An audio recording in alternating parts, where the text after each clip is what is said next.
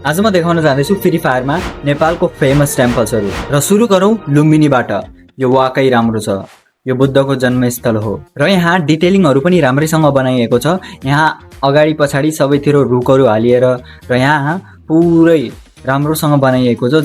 जस्तै कि यहाँ तलपट्टि यो एउटा रुख छ जहाँ चाहिँ म 1.5 वर्ष अगाडि गएको थिएँ घुम्न होइन।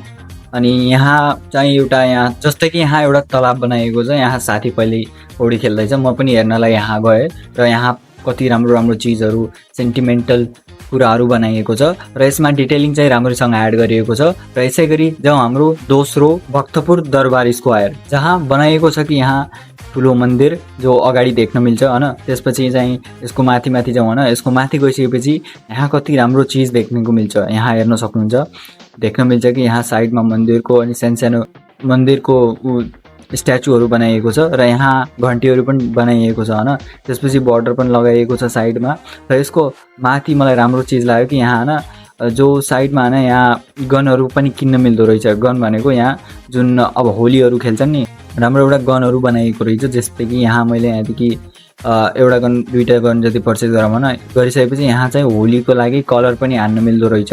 र यसै गरी जाम हाम्रो दरबारतिर ओके चारैतिर ब्लू वालले कभर गरिएको छ र यसको अगाडि एयरपोर्ट पनि बनाइएको रहेछ र यहाँ कमान्डोको पनि पुरै सेटअप बनाइएको रहेछ। यहाँ कमान्डोको ट्रेनिङ भइरहेछ र यहाँ माथि हेर्न सक्नुहुन्छ कि यहाँ कमान्डोको ट्रेनिङ भइरहेछ। अनि यहाँ चाहिँ बुट क्याम्प गरेर आएको रहेछन् साथीहरूले होइन हल्का। अनि त्यसपछि यहाँ चाहिँ केलीले के बेच्दैछ थाहा छैन हामीहरूलाई। र त्यसपछि यहाँ हेरौँ कि यहाँ पनि यो खतरनाक रहेछ होइन। यो जुन धरारा एकदमै राम्रो रहेछ र यसको माथि पनि सेटअप राम्रै बनाइएको रहेछ, डिटेलिङ पनि ठिकठाक गरिएको रहेछ। र यसै गरी हामी जाउँ हाम्रो चौथो लास्टवाला बुद्ध स्तूपमा। वाउ, एकदमै राम्रो बनाइएको रहेछ। यो चाहिँ म क्रेडिट दिन चाहन्छु राखेल गेमरलाई, जुन उनले चाहिँ यहाँ क्राफ्टल्यान्ड म्यापमा चाहिँ बनाएका रहेछन्। र यसको माथि चाहिँ जाउँ होइन हेर्नलाई। र यहाँ केही स्पेससिप जस्तो रहेछ, यसको माथि जाउँ र हेरौँला माथिबाट।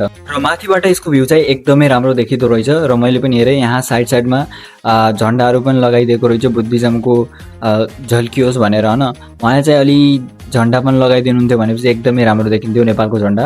र यहाँ साइडमा रुखहरू पनि लगाइएको छ र पुरै निलो चाहिँ यहाँ वाल पनि बनाइदिएको रहेछ होइन।